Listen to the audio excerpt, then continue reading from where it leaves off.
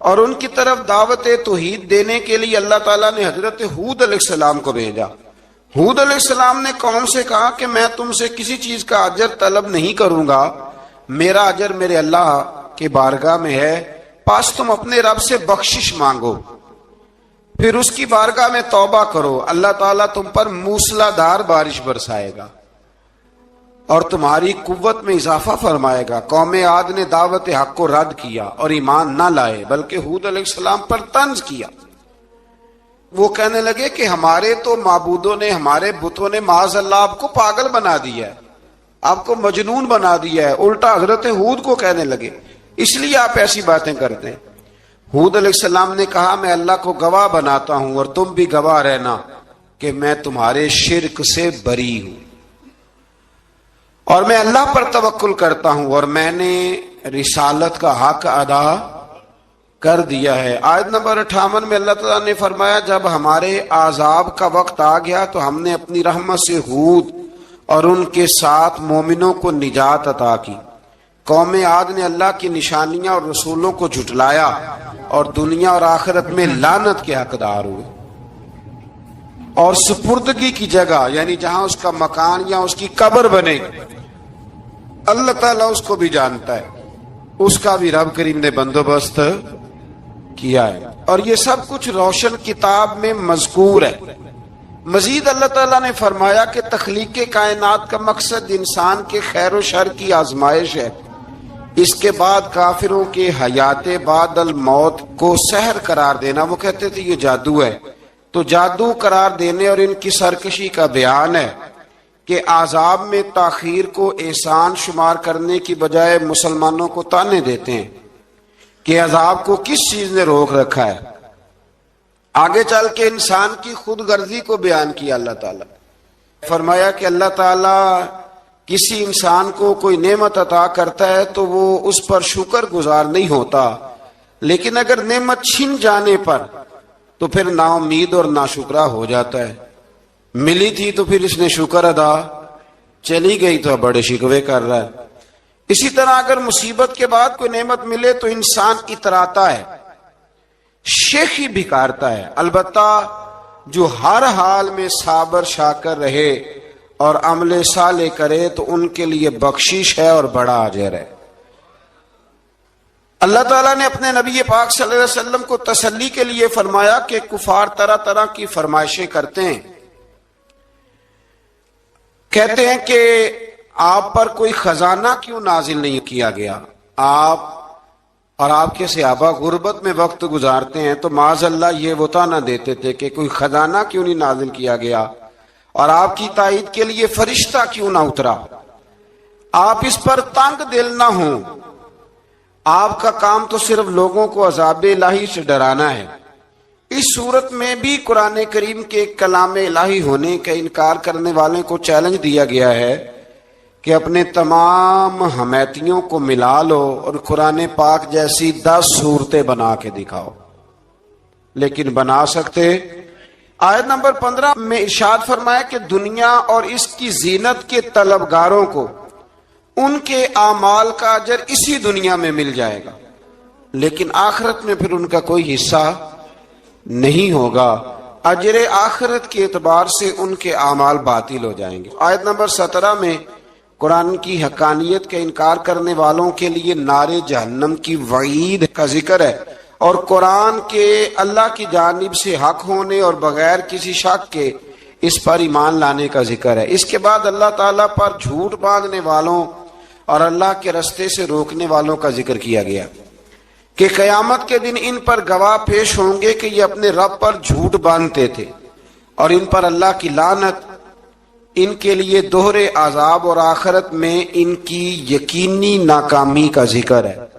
یہاں ایک بات آپ سے بھی عرض کروں، ہم بھی کئی دفعہ نا بھولے پن میں کہہ دیتے اللہ نے یہ بھی تو فرمایا نا جی قرآن میں، تو جب تک آپ پڑھ نہیں لیتے یا سن نہیں لیتے تب تک یہ جملہ بولنے کی ضرورت ہے۔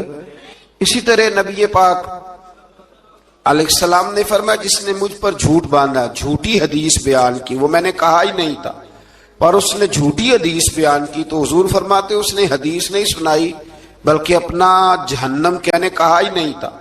پر اس نے جھوٹی حدیث بیان کی تو حضور فرماتے اس نے حدیث نہیں سنائی بلکہ اپنا جہنم کے اندر مکان بنا لیا ہے۔ تو قرآن و سنت کے معاملے میں جس چیز کا علم نہ ہو، جس کی پوری خبر نہ ہو، آپ اس کے حوالے سے کوئی بات کر سکتے، احتیاط کریں، بہت احتیاط کریں۔ آیت نمبر 23 میں بتایا کہ جو ایمان لائے اور جنہوں نے نیک کام کیے اور اپنے رب کے حضور عاجزی کی تو یہ لوگ ہمیشہ جنت میں رہیں گے۔ مزید فرمایا کہ مومن اور کافر کی مثال ایسی ہے جیسے اندھا اور بینا۔ مومن گویا دیکھنے والا ہے اور کافر گویا اندھا ہے اور بہرا اور سننے کی صلاحیت رکھنے والا۔ آیت نمبر 25 سے 23 تک میں پھر حضرت نوح علیہ السلام اور ان کی قوم کے حالات بیان ہوئے کہ نوح علیہ السلام نے جب اپنی قوم کو توحید کی دعوت دی اور انکار پر عذاب الہی سے ڈرایا تو قوم کے سرداروں نے ان سے کہا، بھلا کیا کہا؟ کہنے لگے آپ تو ہم جیسے بشر ہیں، تو ہماری طرح ہی ہیں آپ، اور آپ کے پیروکار پسماندہ یعنی غریب لوگ ہیں اور کم عقل لوگ ہیں، ہماری رائے میں آپ کو معاذ اللہ ہم پر کوئی فضیلت حاصل نہیں، بلکہ معاذ اللہ ثم معاذ اللہ۔ کہنے لگے آپ تو جھوٹے ہیں، اللہ کے نبی کو کہہ رہے معاذ اللہ، استغفر اللہ۔ نوح علیہ السلام نے جواب دیا کہ میں اپنے رب کی جانب سے واضح دلیل رکھتا ہوں اور اس نے مجھے رحمت سے نوازا ہے، لیکن تم میرے مقام کو سمجھنے کی صلاحیت نہیں رکھتے، تم اتنی صلاحیت رکھتے نہیں ہو۔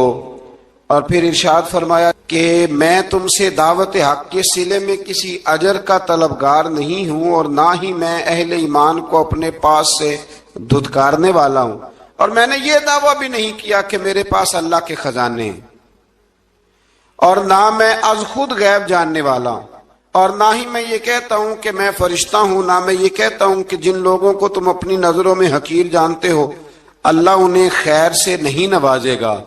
فرمایا یہ ٹھیک ہے کہ اللہ بشروں میں سے رسول بناتا ہے، پر جسے بناتا ہے پھر اسے بڑی شانیں عطا فرماتا ہے۔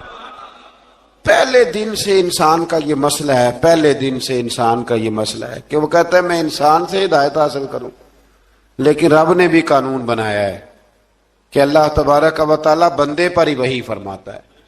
فرشتوں اور جنوں کو اللہ نے اس منصب کے لیے منتخب نہیں فرمایا۔ قوم نوح نے کہا کہ آپ نے ہم سے بہت بحث کی معاذ اللہ، پس جس عذاب سے آپ ہمیں ڈرا رہے ہیں وہ لے آئیے۔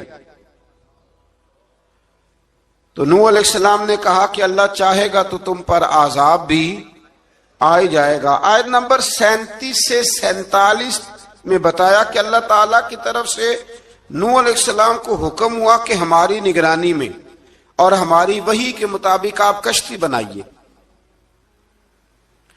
اور ظالموں کے بارے میں ہم سے کوئی بات نہ کریں۔ حضرت نوح کی خواہش تھی کہ یا اللہ انہیں بھی معاف کر دے، فرمایا یہ ظالم ہے تو میرے نبی ان کے بارے میں مجھ سے کوئی بات نہ کریں، وہ ضرور غرق ہو جائیں گے۔ پھر وہ کشتی بنانے لگے، اور جب ان کی قوم کے سردار ان کے پاس سے گزرتے تو ان کا مذاق اڑاتے۔ یہ آپ کیا کر رہے ہیں؟ آج بھی وزیر مشیر بڑے بڑے لوگ اللہ ماشاءاللہ دینداروں کا مذاق اڑاتے نہیں؟ اڑاتے ہیں کہ نہیں اڑاتے مذاق؟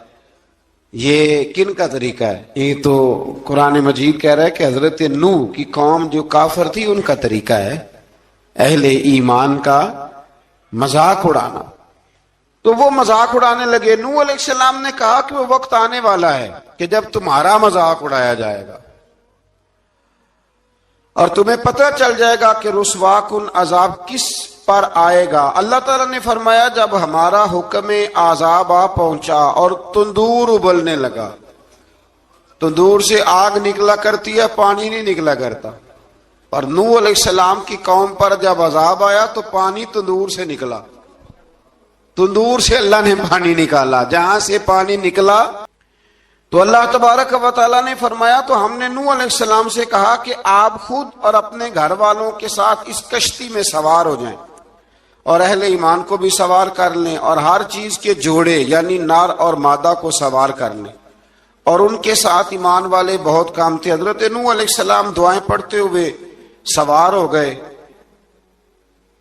پھر کیا ہوا، کشتی انہیں پہاڑوں جیسی موجوں میں لے جا رہی تھی کہ نوح علیہ السلام الگ کھڑے ہوئے اپنے بیٹے سے فرمانے لگے، بیٹے ہمارے ساتھ کشتی میں سوار ہو جا اور کافروں کے ساتھ نہ رہو۔ اس نے یعنی نوح علیہ السلام کے بیٹے نے کہا کہ میں آپ کے ساتھ نہیں بیٹھوں گا، ابھی کوئی پہاڑ آئے گا تو میں پہاڑ کی پناہ لے لوں گا۔ اگر کسی نیک آدمی کا بیٹا کبھی غلط نکل آئے تو اس کا مطلب یہ نہیں کہ اس نے تربیت ٹھیک نہیں کی، ہاں یہ اعتراض چھوڑ دیں، اس لیے کہ نوح علیہ السلام کا بیٹا کافر ہو گیا۔ اور جب سیلاب نظر آیا تو اسے کہا کہ آجا سوار ہو جا، تو کہنے لگا میں نہیں بیٹھوں گا، میں تو کسی پہاڑ کی پناہ لے لوں گا اور میں اس کے اندر چھپ جاؤں گا اور وہ پہاڑ مجھے پانی سے بچا لے گا۔ نوح علیہ السلام نے کہا آج اللہ کے حکم کے سوا کوئی بچانے والا نہیں ہے سوائے اس کے جس پر اللہ رحم فرمائے۔ پھر ان دونوں کے درمیان موج حائل ہو گئی، ایسے ایک موج اٹھی اور حضرت نوح کا بیٹا ڈوب گیا۔ اور جب حضرت نوح کا بیٹا ڈوبا، اللہ کی طرف سے حکم ہوا اے زمین اپنا پانی نگل لے، اے آسمان تھم جا، پانی خوش ہو گیا، اللہ کا فیصلہ نافذ ہو گیا اور کشتی کوہ جودی پر ٹھہر گئی۔ نوح علیہ السلام نے اللہ سے التجا کی کہ اے میرے پروردگار، میرا بیٹا اور میرے اہل سے ہے اور تیرا وعدہ سچا ہے کہ تم میرے اہل کو بچا لے گا۔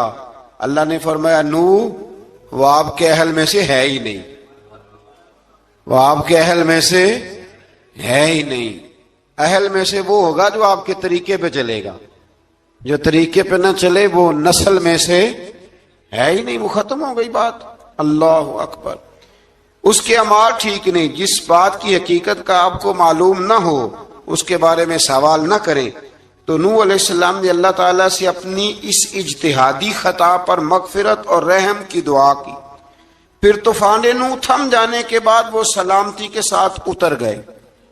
اجتہادی خطا میں نے ایک لفظ بولا ہے، یہ اجتہادی خطا کا مطلب یہ ہے کہ بعض اوقات انبیاء سے ایسی باتیں سرزد ہو جاتی ہیں کہ جو تعلیم امت کے لیے ضروری ہوتی ہیں، تاکہ لوگوں کو پتہ چل جائے کہ اللہ کی بارگاہ میں توبہ کیسے کرنی۔ اگر وہ لوگ توبہ نہ کرتے تو ہمیں توبہ کے طریقے سمجھ میں، یعنی ان سے اجتہادی خطا ہو گئی، کہنے میں کرنے میں کوئی ایسی بات ہو گئی جو بظاہر اللہ تعالیٰ کی رضا والی، تو فوراً معافی مانگ لیتے تھے۔ لیکن اب امتی اٹھ کے کہے کہ نبی گناہ گار ہے، معاذ اللہ۔ حضرت آدم نے دعا مانگی تھی نا، ربنا ظلمنا انفسنا، اے اللہ ہم نے اپنی جانوں پر ظلم کیا۔ انہوں نے کہا تھا تو اگر کوئی بندہ حضرت آدم کو ظالم کہے گا تو کافر ہو جائے گا، تو اگر وہ کہے کہ وہ تو خود کہہ رہے ہیں، ایک بندہ اڑ جاتا ہے کہتے ہیں جو خود کہہ رہے ربنا ظلمنا، تو خدا کے بندے وہ اللہ کے نبی ہیں، وہ رب سے کہہ رہے ہیں، وہ عاجزی کے طور پر کہہ رہے ہیں۔ کچھ لوگ اڑ جاتے کہتے خود حضور نے کہا ہے جی انا بشر مثلکم، میں تمہاری طرح کا بشر ہوں، خود نبی پاک نے کہا ہے۔ عجیب بیوقوف بندے ہو، نبی کریم تو کہہ سکتے ہیں پر امتی اٹھ کے نہیں کہہ سکتا۔ اس نے تو کہنا ہے وہ حبیب اللہ ہے، اس نے تو کہنا ہے وہ قیامت میں شفاعت کرنے والے ہیں، امتی نے تو کہنا ہے وہ سارے نبیوں کے سردار ہیں، وہ امام الانبیاء ہیں۔ امتی وہ لفظ ادا کرے گا جو اس کے بنتے ہیں۔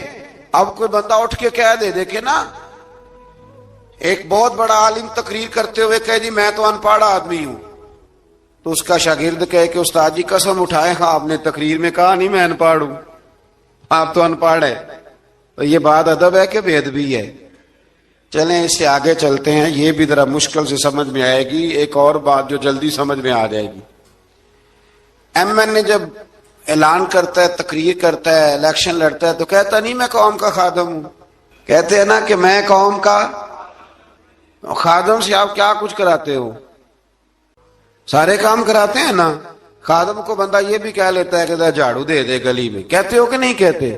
تو اس نے بھی تو سپیکر میں کہا میں خادم ہوں، کو اس سے کہ جھاڑو دے گلی میں آ کے، پھر پتہ کیا حال ہوگا؟ جھاڑو تو نہیں آئے گا اور ہو سکتا ہے کچھ ہے آ جائے۔ تو اس لیے اب کوئی بندہ کہے جی انہوں نے خود کہا ہے، تو ایک کچھ پوری جماعت ہے لوگوں کی جو بات کو سمجھتی نہیں، کہتے ہیں خود کہا ہے میں بشر ہوں، انہوں نے خود کہا ہے میں غیب نہیں جانتا، انہوں نے خود کہا ہے میرے پاس خزانہ کوئی نہیں، انہوں نے خود کہا ہے میرے پاس کوئی شے نہیں۔ تو اس لیے آپ سمجھیں کسی کے لفظوں پر اگر آپ گرا لگا کے بیٹھیں گے تو پھر اسے بے ادبی ہوگی۔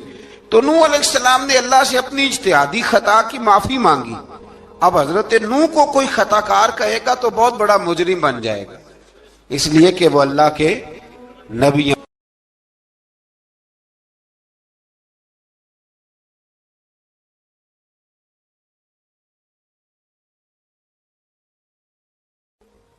آیت نمبر 61 میں پھر سے حضرت صالح علیہ السلام اور ان کی قوم سمود کے حالات کو بیان کیا گیا ہے۔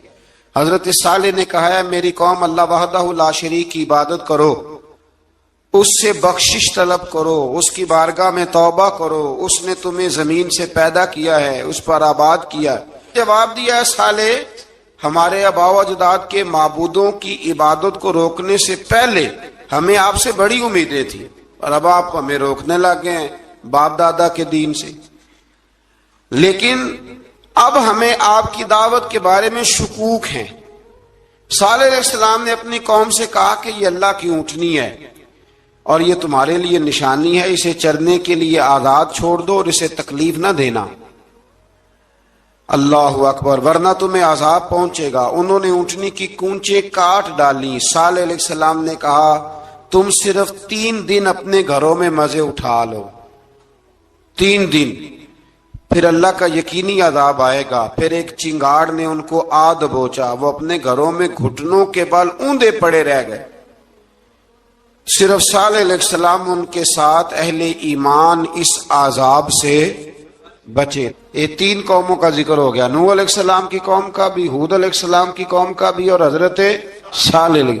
آگے اللہ تبارک و تعالیٰ نے آیت نمبر 69 میں اس بات کا بیان فرمایا کہ حضرت ابراہیم علیہ السلام کے پاس فرشتے بشری شکل میں آئے، انسانی شکل میں۔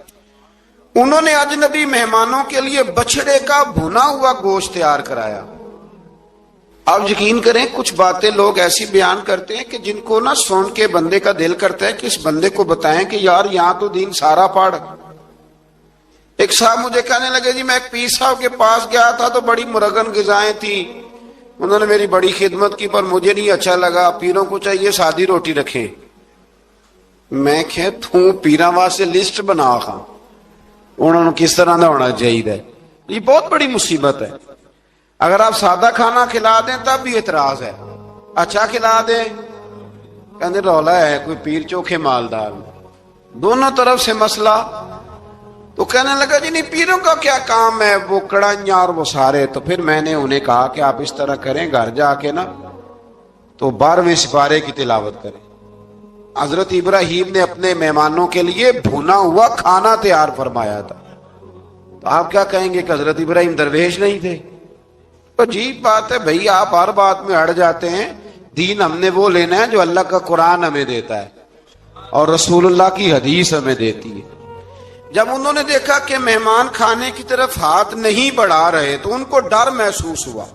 حضرت ابراہیم کو فرشتوں نے کہا کہ ہمیں قوم لوط علیہ السلام کے عذاب کے لیے بھیجا گیا ہے۔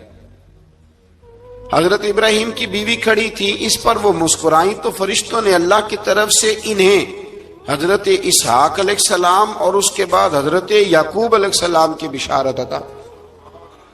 اسحاق علیہ السلام حضرت ابراہیم کے بیٹے ہیں اور یعقوب علیہ السلام پوتے ہیں، اور یعقوب علیہ السلام کے بیٹے یوسف علیہ السلام۔ ہاں اللہ اگر چاہے تو 7 نسلوں میں نبوت رکھ دیتا ہے اگر اس کی منشا ہو۔ تو حضرت یعقوب کی بشارت دی، ان کیسے ہوگی؟ تو فرشتوں نے جواب دیا اے ابراہیم کے گھر والو، تم پر اللہ کی رحمتیں اور برکتیں ہوں، اللہ کی قدرت پر تمہیں کیوں تعجب ہے؟ اللہ فرماتا ہے کہ بیٹے کی بشارت سن کر ابراہیم کا خوف دور ہو گیا اور پھر وہ قوم لوط کے بارے میں گفتگو کرنے لگے۔ ابراہیم بہت بردبار، اللہ سے آہوزاری کرنے والے اور اس کی طرف رجوع کرنے والے تھے۔ اللہ تعالیٰ نے حضرت ابراہیم علیہ السلام کو فرمایا اے ابراہیم اس گزارش سے آپ گریزہ رہیں اس کا یقینی فیصلہ ہو چکا ہے اور ان پر نہ ٹلنے والا عذاب نازل ہو کے رہے گا۔ وہ کیا گناہ کرتے تھے؟ لوط علیہ السلام کی قوم کو میں نے بتایا تھا، مرد مردوں سے بدفعلی کرتے۔ تو حضرت ابراہیم نے بھی عرض کی، بار بار گزارش کی، بحث کی کہ اللہ مہربانی فرما ان کا عذاب۔ آپ دیکھیں نبیوں کے حوصلے کتنے بڑے ہیں۔ قومیں تنگ کرتی ہیں اور طرح طرح کی باتیں کرتی ہیں، اور پیغمبر پھر بھی کہتے ہیں یا اللہ مہربانی فرما، اے اللہ ان سے عذاب۔ آیت نمبر 77 میں حضرت لوط علیہ السلام کی قوم کی بدعمالیوں اور لوط علیہ السلام کے اپنی قوم کو بدعمالیوں کے باعث فرشتوں کی آمد، قوم کے بدعمال لوگوں کے دوڑ کر آنے اور حضرت لوط کو ان کے سمجھانے اور ان کے انکار پر مضطرب ہونے کا ذکر ہے، جس پر فرشتوں نے حضرت لوط کو تسلی دی کہ آپ فکر نہ کریں، ہم آپ کے رب کے فرشتے ہیں، یہ آپ اور ہم تک نہیں پہنچ سکیں گے۔ آپ رات کے آخری حصے میں قوم کی طرف توجہ کیے بغیر ہجرت فرما لیں، اس لیے کہ صبح کے وقت ان پر عذاب آئے گا۔ جب اللہ کا عذاب آیا تو اس نے بستی کے اوپر کے حصے کو نیچے کر دیا اور قوم لوط کے اوپر اللہ کی طرف سے لگاتار نشان زدہ پتھر برسائے گئے، لگاتار پتھر آئے۔ آیت نمبر 84 میں اللہ تعالیٰ نے حضرت شعیب علیہ السلام اور ان کی قوم کا ذکر فرمایا ہے اور ان کے جرائم کو بیان کیا گیا ہے۔ وہ ناپ تول میں کمی کرتے تھے، دوسروں کو چیزیں کم تول کر دیتے تھے۔ اللہ تعالیٰ نے ان سے فرمایا کہ فساد فی الارض سے باز آؤ اور اپنے سے پہلے سرکش امتوں کا انجام دیکھ لو۔ جب حضرت شعیب کی نصیحتوں کا ان پر اثر نہ ہوا تو پھر اللہ تعالیٰ نے انہیں بھی عذاب سے ہلاک کر دیا۔ آیت نمبر 94 میں فرمایا کہ جب ہمارا عذاب آیا تو ہم نے اپنی رحمت سے حضرت شعیب اور ان پر ایمان لانے والوں کو بچا لیا، اور ظالموں کو ایک زبردست چنگاڑ نے پکڑ لیا تو صبح وہ اپنے گھروں میں اوندے منہ پڑے تھے، گویا وہ کبھی وہاں آباد تھے ہی نہیں۔ آیت نمبر 96 میں حضرت موسیٰ علیہ السلام کو عطا کیے جانے والے 9 معجزات کا ذکر ہے۔ پھر فرعون اور اس کے پیروکاروں کے باطل روش کے باعث ان کی ہلاکت کا بھی ذکر فرمایا، اور دنیا اور آخرت میں انہیں ملعون یعنی لعنتی قرار دیا۔ جن بستیوں کو اللہ تعالیٰ نے ہلاک کیا ان میں سے بعض کے آثار موجود ہیں اور بعض کے آثار تک معدوم ہو چکے۔ ان میں سے ہر بستی والے اپنے ظلم کے باعث ہی ہلاک ہوئے۔ اللہ تعالیٰ کسی پر ظلم نہیں فرماتا، لوگ خود اپنی جانوں پر ظلم کرتے ہیں۔ جو شخص عذاب آخرت سے ڈرتا ہے اس کے لیے اس میں نشانیاں موجود ہیں۔ آیت نمبر 106 سے اللہ تعالیٰ نے انجام کے اعتبار سے لوگوں کی 2 قسمیں بیان کی، 2 قسمیں فرمایا، ایک ہیں سعادت مند لوگ اور دوسرے ہیں بدبخت۔ فرمایا بدبختوں کا ٹھکانہ جہنم ہے جس میں وہ ہمیشہ رہیں گے، اور نیک بختوں کا ٹھکانہ جنت ہے، وہ ہمیشہ اسی میں رہیں گے، اور ان کے لیے اللہ کی طرف سے نا ختم ہونے والی عطائیں۔ آیت نمبر 110 میں حضور صلی اللہ علیہ وسلم کو تسلی دی گئی کہ جس طرح یہ لوگ قرآن کے بارے میں اختلاف کرتے ہیں، اسی طرح قوم موسیٰ نے تورات کے بارے میں بھی اختلاف کیا تھا، اور اللہ نے ان کے اعمال کا پورا بدلہ انہیں دیا۔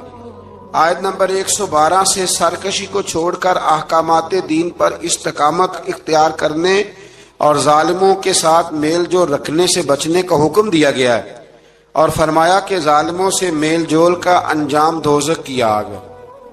ہم لوگ نہ شکوہ کرتے ہیں کسی حکومت کو کی آگ ہے، ہم لوگ نہ شکوہ کرتے ہیں کسی حکومت کو بنے ہوئے 6 مہینے گزرتے ہیں تو شکوہ شروع ہو جاتا ہے، حالانکہ وہ خود تو نہیں نہ بنتے، ان کو کوئی بنانے والا ہے۔ تو ظالم کا جو مددگار ہوتا ہے وہ بھی ظالم ہوتا ہے، اس لیے احتیاط کریں۔ اور یہ صرف سیاستدانوں کی بات نہیں، دنیا کے ہر معاملے میں آپ غور کریں کہ آپ کسی ظالم کے مددگار تو نہیں۔ اللہ تعالی ہمیں حق پر استقامت عطا فرمائے۔ آیت نمبر 114 میں دن کے دونوں طرفوں میں اور ابتدائی رات کے کچھ حصے میں اللہ تعالیٰ نے نماز قائم کرنے کا حکم دیا ہے۔ رات کے کچھ حصے میں بھی نماز پڑھنی چاہیے. اور یہ بھی بتایا کہ بے شک نیکیاں گناہوں کو مٹا دیتی ہیں اور یہ نصیحت قبول کرنے والوں کے لیے نصیحت ہے. آیت نمبر 120 میں اللہ تعالیٰ نے فرمایا کہ ہم آپ صلی اللہ علیہ وسلم کو رسولوں کی تمام خبریں آپ کے دل کی تسکین اور تقویت کے لیے بیان کرتے ہیں، اور ان میں مومنوں کے لیے نصیحت اور عبرت ہے کہ ان ساری باتوں سے عبرت پکڑ لو. بچہ صرف وہی جو اللہ کے نبیوں کے طریقے پہ چلا اور نبیوں کے ساتھ رہا، باقی بچ سکے نہیں. اللہ تعالیٰ کی طرف سے توحید و رسالت اور وقوع قیامت کے دلائل بھی ہیں. آیت نمبر 123 میں فرمایا کہ آسمانوں اور زمینوں میں سب غیب اللہ ہی کے ساتھ مختص ہیں اور ہر کام اسی کی طرف لوٹایا جاتا ہے. آپ اسی کی عبادت کیجئے، اسی پر توکل کیجئے، اور آپ کا رب لوگوں کے اعمال سے غافل نہیں ہے. اسی پارے میں نا آگے سورۃ یوسف شروع ہو رہی ہے. اس کو اللہ تعالیٰ نے کہا ہے کہ یہ بڑا پیارا قصہ ہے، احسن القصص کا، قصوں میں سونا قصہ. تو یہ کچھ 12ویں پارے میں اور کچھ 13ویں پارے میں ہے. میں نے یہ ارادہ کیا کہ یہ ایک ہی دن پوری بیان کی گئی. ایک بزرگ کی بات لکھی جو تابعی ہیں، وہ فرماتے ہیں کہ ان بزرگوں کا طریقہ یہ تھا کہ وہ لوگوں سے چھپ کے نا پہاڑ کے پیچھے عبادت کرتے تھے، اور پوزیشن ان کی یہ تھی کہ کسی سے ملتے نہیں تھے، بالخصوص فجر کی نماز سے لے کر عصر کی نماز تک. بکریاں رکھی ہوئی تھیں، ان کو چڑھاتے رہتے تھے فرات کے کنارے اور نفل پڑھتے رہتے تھے. اس وقت کو ملنے بھی نہیں آتا تھا. ایک شخص بڑی دور سے ان کی شہرت سن کے آیا، میں نے تو ملنا ہے. لوگوں نے کہا وہ اس وقت نہیں ملتے، ناراض ہوتے ہیں. اس نے کہا اللہ کا بندہ ہے نا، ناراض ہو بھی جائے گا تو لمبا ناراض رہے گا نہیں. اللہ والے جلدی راضی ہو جاتے ہیں. پہنچ گئے. اب وہ بابا جی نماز پڑھ رہے تھے تو کہتے میں نے عجیب منظر دیکھا کہ بابا جی فرات کے کنارے نماز پڑھ رہے ہیں اور ایک بھیڑیا ان کی بکریوں کی حفاظت کر رہا ہے. کہتے میں حیران رہ گیا کہ بھیڑیا تو بکریاں کھایا کرتا ہے اور یہاں چرا رہا ہے. کہتے میں جب گیا تو بابا جی نوافل میں مشغول تھے. مجھے دیکھ کے کہنے لگے اس وقت کیوں آئے؟ میں نے کہا حضور اگر آئے گیا ہوں تو پھر مہربانی کرے قبول فرما لے. میں بیٹھ گیا تو میں نے کہا حضور یہ بھیڑیا بکریاں چرا رہا ہے، بھیڑیا اور بکریے کی صلح کب سے ہو گئی؟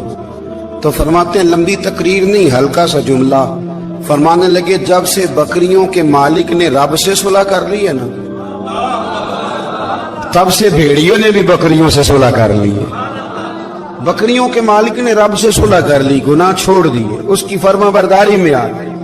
اب پھر اسے بکریاں چلانے کی ضرورت نہیں رہی. بکریاں نہ اب بھیڑیا چراتا ہے.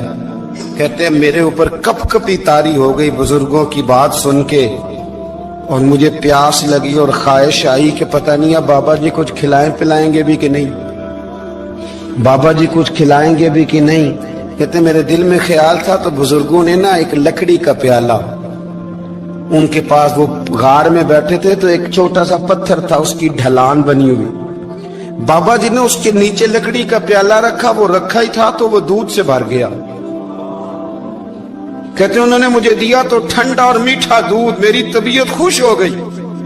بابا جی نے نا دوبارہ وہی پیالہ اسی جگہ رکھا تو شہد سے بھر گیا. 1000 سال پہلے دادا صاحب لکھ رہے ہیں. کہتے مجھے دیا. میں نے فوراً کہا، میں نے کہا حضور یہ دودھ تو گائیں بھینس دیتی ہے، پہاڑوں سے تو نہیں نکلا کرتا، اور شہد تو شہد کی مکھیاں دیتی ہیں، پتھروں سے تو نہیں نکلتا، یہ آپ کہاں سے نکال رہے ہیں؟ تو کہتے ہیں وہ قرآن مجید پڑھنے لگے. وَإِذْ مُوسَىٰ لِقَوْمِهِ، جب موسیٰ کی قوم نے ان سے پانی مانگا، فرمانے لگے موسیٰ کی نافرمان قوم پانی مانگے، حضرت موسیٰ پتھر پہ ڈنڈا مارے تو اللہ وہاں سے 12 چشمے جاری کر دے. جو رب حضرت موسیٰ کی نافرمان قوم کے لیے پتھر اور پہاڑوں سے چشمے نکال دیتا ہے نا، وہ محمد عربی کے غلاموں کے لیے پتھر اور پہاڑوں سے دودھ اور شہد بھی نکال دیا کرتا ہے. وہ بزرگ کہنے لگے بس بات یہ ہے کہ آج بھی ہو اگر ابراہیم کا ایمان پیدا تو آگ کر سکتی ہے انداز گلستاں پیدا.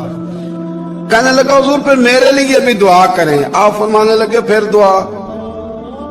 दुआ ना करा तो मदीने वाले की गुलामी शुरू कर, तो नबी करीम की गुलामी शुरू कर, तो रसूल पाक की गुलामी शुरू कर। एक बात इल्म, फिर फरमाया अल्लाह रसूल से मोहब्बत, फिर फरमाया हुजूर की गुलामी। इससे सारे मुकाशिफात खुलेंगे, इससे सारे मुशाहदात खुलेंगे, इसी से करामतें मिलेंगी, इसी से मकबूलियत होगी, इसी से अल्लाह नबी की बारगाह में दर्जा मिलेगा। फिर दाता साहब आगे बढ़ते और दाता साहब फरमाते सूफिया की एक जमात है जो कहती है हमने तो कभी अपनी जुबान पर दुख बयान ही नहीं किए, हर शय अपने रब रसूल के हवाले कर दी, हर शय अल्लाह रसूल के। और दाता साहब तो कहते हैं कुछ ऐसे भी हैं जो दुआ भी नहीं मांगते, लोगों के लिए मांगते हैं, अपने लिए नहीं मांगते। आप दुआ क्यों नहीं मांगते? तो कहते हैं अल्लाह को तो पता ही है हमें क्या चाहिए, उसे तो पता ही है। एक बुजुर्ग की बात लिखी है दाता साहब ने, मेरी जमात में ना मिजाज है करामतों का, मुझे वो सारी बातें भी आती हैं कि एक बंदा कराची से आया, दाता साहब हाजिरी दी तो उसकी लॉटरी निकल आई, ये भी मुझे आती है, लिखी पढ़ी है मैंने, किताबों में है ये भी।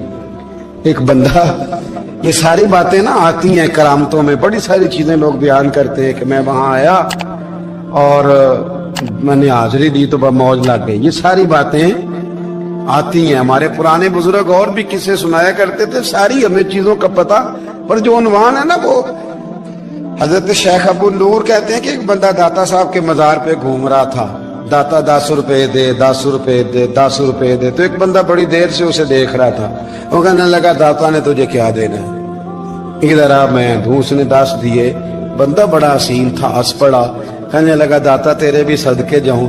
दिन आने लगा तो मुनकर से ही दिलवा दिए, जो नहीं मानता उसी से दिलवा दिए। वो बड़ा परेशान हुआ, मैं और चक्कर में था, इसने मेरे ऊपर ही जड़ दी है बात। कहने लगा दाता तेरे सदके जाऊं। तो ये सारी बातें किताबों में मौजूद हैं, लोगों ने अपने अपने मुशाहिदात जो जिसके साथ पेश आया उसने बयान किए हैं। बहुत सारी बातें काबिले बयान हैं, पर जो उन्वान है मैं उस पर रहना चाहता हूँ। दाता साहब रहमतुल्लाह अलैह फरमाते हैं हमारी तालीमात हैं कि अपने दुख दर्द दुनियादारों से बयान नहीं करने, सवाल का दरवाजा लोगों के सामने खोलना। अल्लाह वालों से कहेंगे कभी कहना होगा तो दुनियादारों से कहना।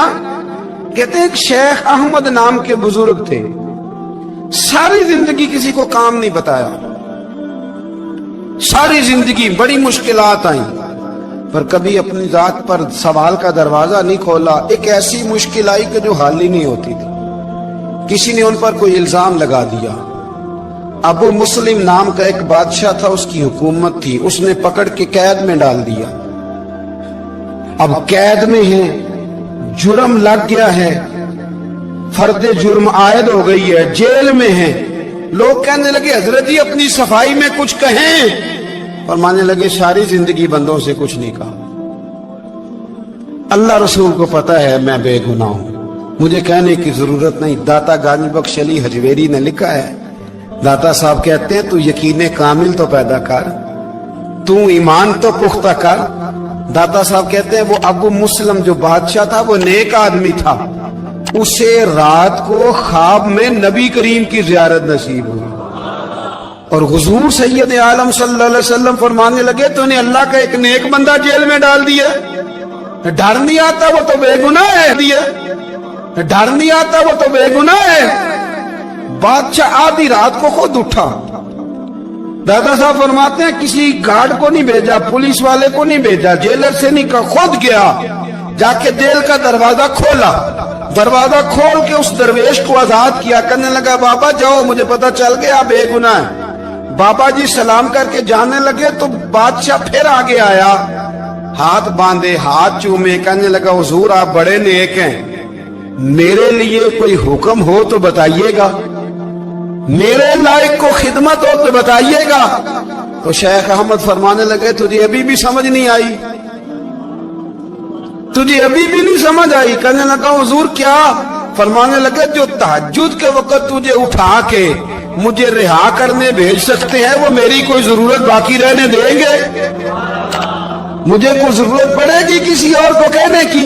جو تہجد کے وقت تجھے اٹھا کے بھیجتے کہ جا کھول جا کے دروازہ، وہ ضرورت رکھیں گے میری؟ ضرورت مجھے رہے گی کہ میں تجھے اور کوئی کام، ابھی میں تجھے سمجھ نہیں آئی؟ تو داتا علی اجمیری رحمت اللہ علیہ فرماتے ہیں اصل میں ہماری طبیعت ہے، ہم نے بندوں سے دل لگا لیا ہے، دل اللہ رسول سے لگاؤ۔ کسی بندے سے لگانا تو اس سے لگاؤ جو اللہ والا ہو۔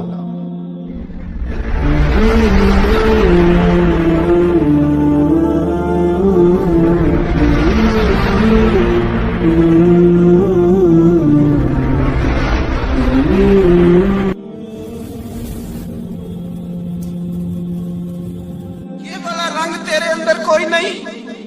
ابو سفیان آئے ان دنوں جن دنوں حالات بڑے کٹھن تھے، اختلاف شدت کا تھا۔ ابو سفیان آئے حضور کی بارگاہ میں، آئے کس لیے؟ مکے میں قحط پڑ گیا ہے، بارش نہیں ہوتی۔ ادھر سمامہ بن اسال یمامہ قبیلے کے سربراہ کلمہ پڑھ کے مسلمان ہو گئے، ساری گندم اس قبیلے سے آتی تھی۔ سمامہ کہنے لگا تم میرے مصطفیٰ کو نہیں مانتے، کوئی گندم نہیں، بھاگ جاؤ۔ ایک بارش کوئی نہیں، دوسری گندم کوئی نہیں۔ ابو سفیان تڑپ کے در رسول پہ حاضر ہوئے۔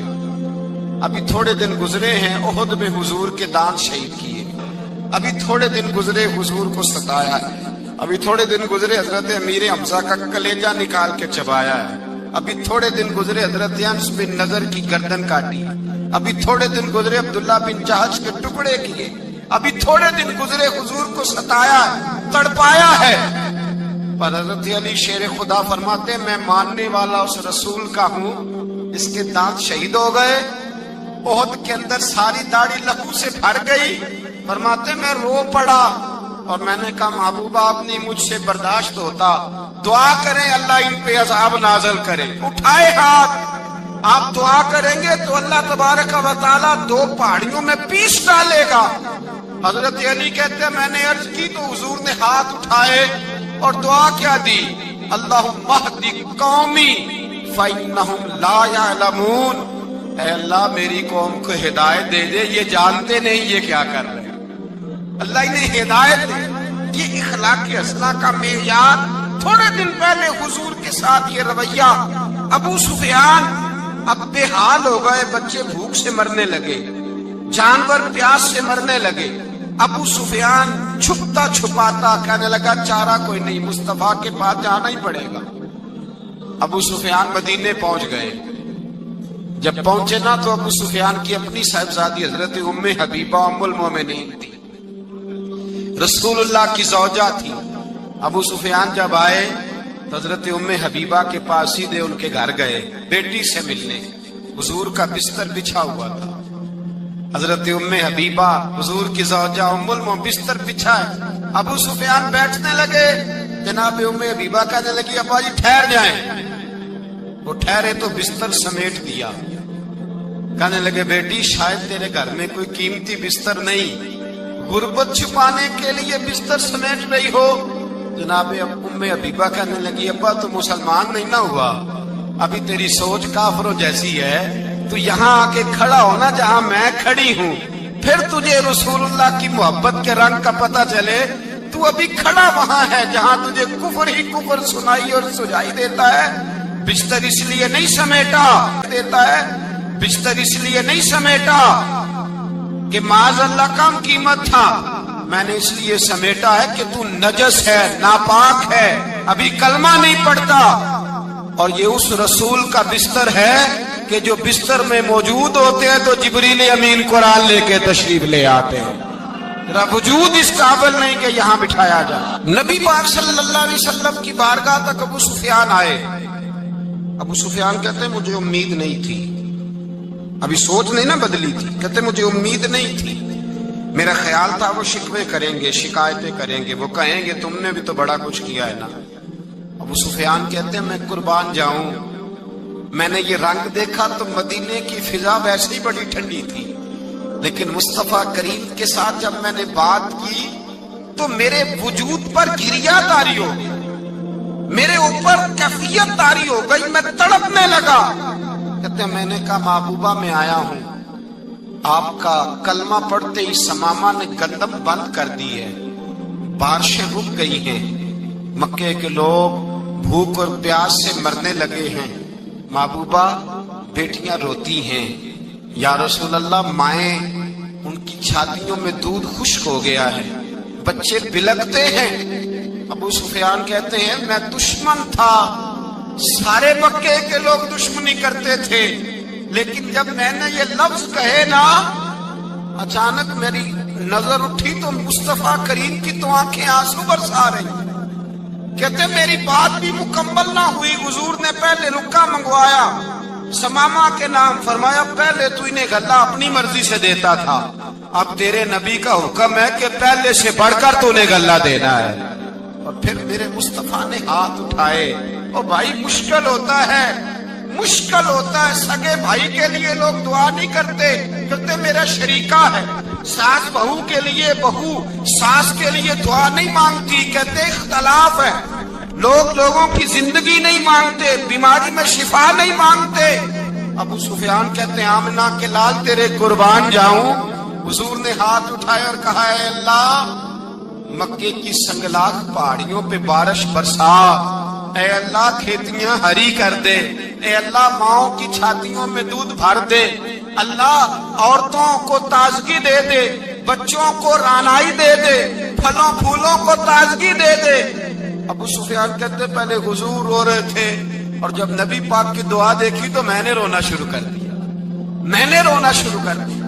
کہتے واپس آیا تو وہ احساس کہ یار یہ میں کس شخص سے مل کے آیا ہوں، یہ کس قسم کے آدمی سے مل کے آیا ہوں، یہ کیسا رنگ ہے، یہ کس قسم کا انداز ہے کہ جس کو میں پتھر مارتا رہا وہ میرے لیے دعائیں لے کے بیٹھا ہوا ہے، جس کو ساری زندگی ستایا ہے وہ میرے بچے کے لیے روتا ہے، میری بیٹی کے لیے اس کی آنکھ میں آنسو ہیں، وہ ہمارے لیے تڑپ رہے ہیں۔ میرے بھائیوں، ابو سفیان کہتے ہیں پھر دوسرا جلوہ میں نے تب دیکھا جب حضور مکے آئے، اور میں تو آخر تک لڑنے آیا تھا نا، حدیبیہ تک۔ کہتے ہیں جب رسول پاک مکے آئے اور حضور نے اعلان معافی کیا تو بنتا تو یہ تھا کہ مجھے سزا ملتی، لیکن میرے مصطفیٰ کریم نے فرمایا جو ابو سفیان کے گھر میں چلا جائے گا میں اسے معاف کر دوں گا۔ کہتے ہیں میں نے کہا یہ میرے لیے کس قسم کی سزا تجویز کی ہے کہ میں عمر بھر دشمنی کرتا رہا اور یہاں رنگ عجیب ہے۔ حضور نے میرے لیے ہی اعزاز لکھ دیا، فرمایا جو ابو سفیان کی حویلی میں داخل ہو گیا میں نے معاف کیا۔ ابو سفیان کہتے ہیں پتہ نہیں کتنے پردے تھے جو اٹھ گئے، پتہ نہیں کتنی منزلیں تھی جو طے ہو گئی، پتہ نہیں کتنے جلوے تھے جن کا نظارہ ہو گیا۔